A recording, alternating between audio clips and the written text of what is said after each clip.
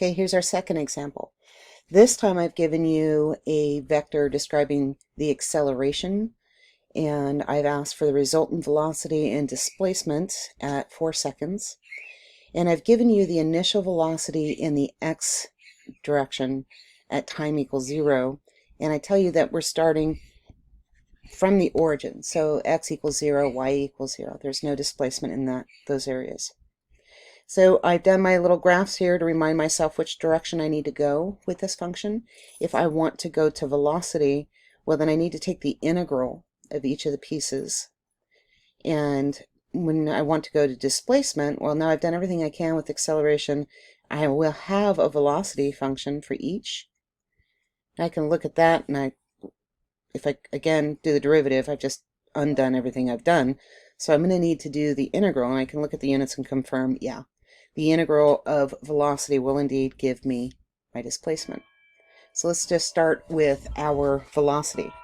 I've reminded you here that this is the different way of writing the I hat and j hat. So if you're not comfortable with I hat and j hat, you might be a little bit more comfortable in terms of x and y.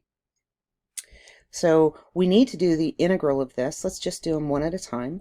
Here's my a in the x equals 4. And we're going to do the integral of that dt. So all of these are with respect to time. And I write that out. Let's see. I get my 4. There's no variable, no t variable there.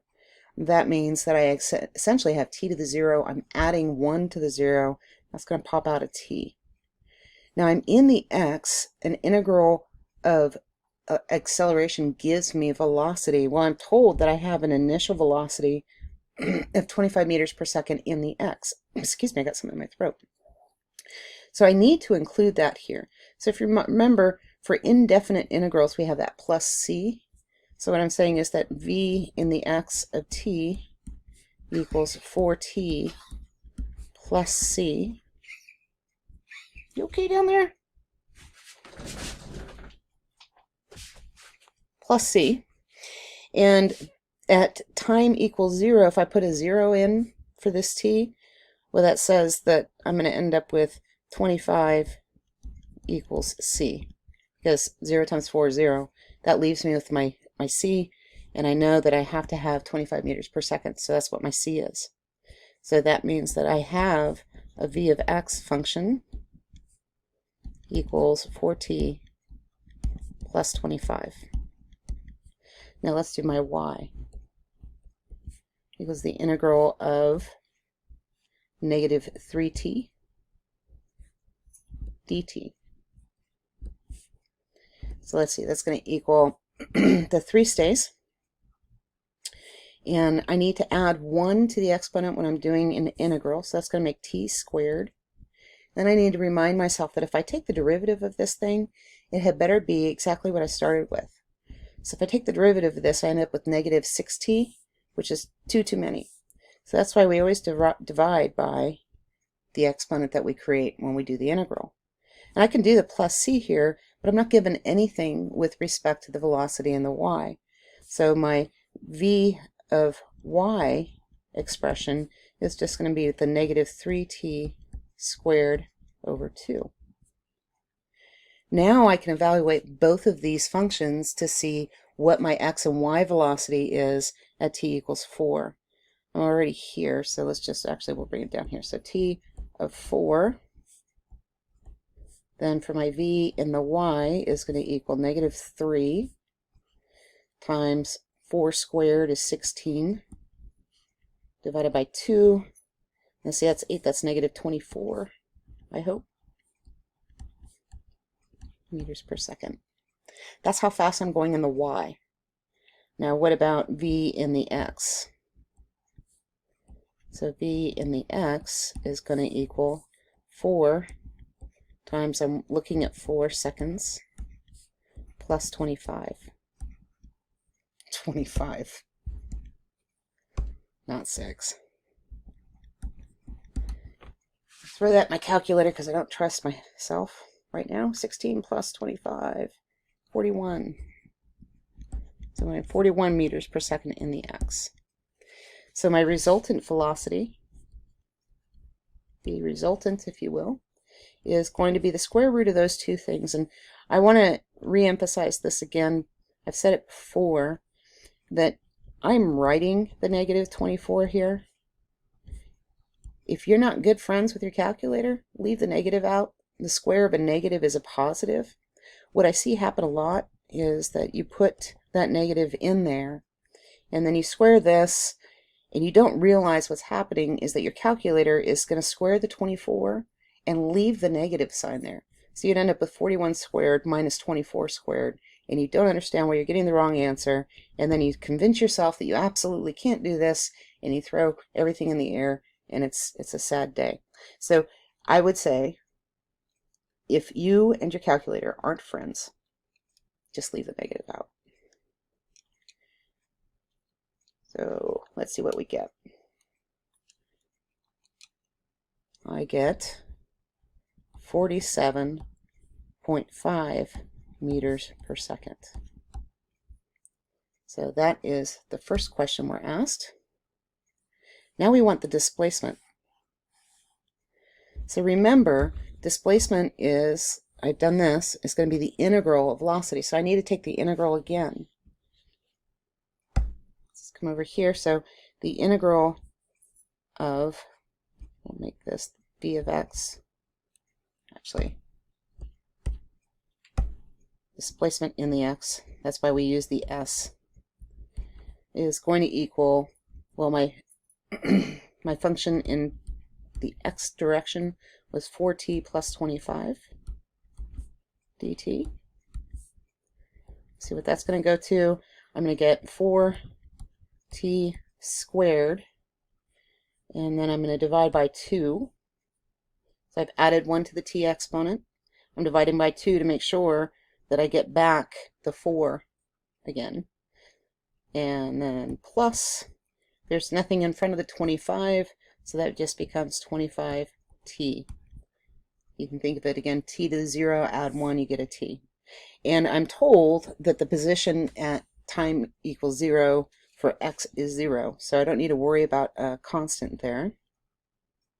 So let's see, what does that give me? That gives me 2t squared plus 25t t. And I want to evaluate that at t equals 4. So at t of 4, we get 25, oops, 2. I really need to get more sleep.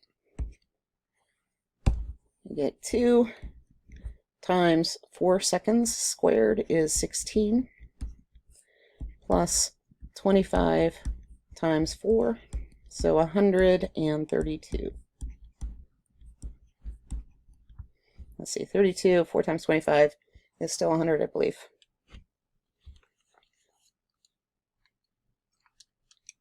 Okay, yeah, I'm not tired. I needed to double check that. Okay, S in the Y. S in the Y. What do we have for that? Where's my Y function? There it is. So I have the integral of negative 3 halves t squared dt.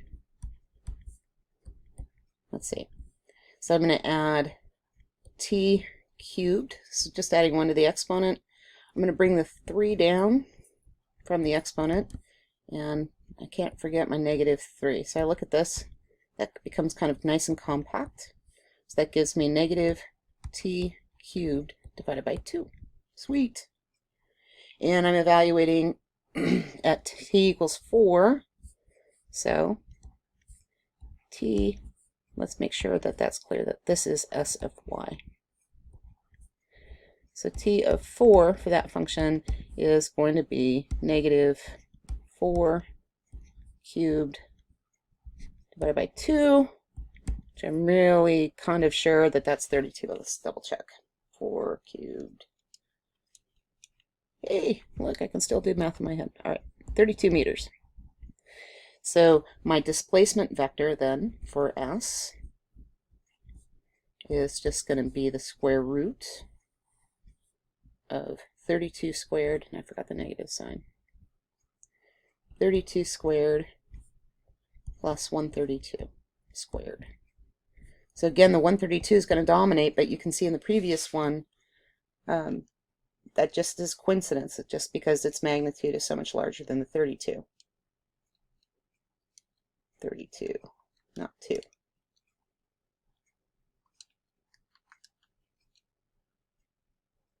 Okay, I don't know how you managed to interpret that, calculator. There we go. Oh, for Pete's sakes. I accidentally typed in a Z. And so now it wants to do an imaginary number there. Okay, so we get 135.8.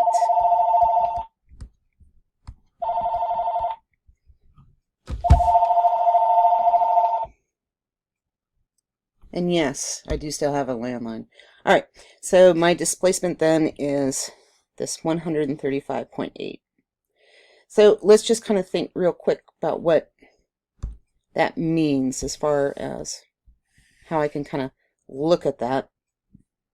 For my negative sign, what's that saying? I'm going out 132, like way out here, and then I'm going to come down 32.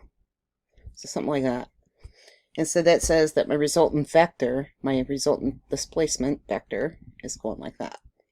So the negative sign isn't a bad gig. It just means that it's telling me the direction of where things are. So don't worry about that. There you have it. One more.